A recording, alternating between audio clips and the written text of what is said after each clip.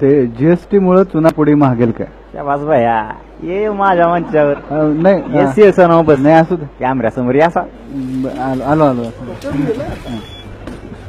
काय करणार रे कधीपासून तू तंबाखू खातोय भैया? मी 8वी पासून. 8वी.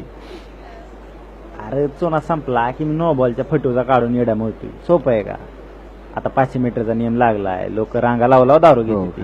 दारू मिळणं सोपी आहे का? नाही. प्यायची सोडली का? नाही अजिबात नाही. पेट्रोलचा खर्च करून टिंबुर्णीला जातोयच की रांग लावाय. तर ते मी जातो तर खरं. झालं तर मग जा मग मायासाठी पण थँक्यू देऊन जातील माहिती.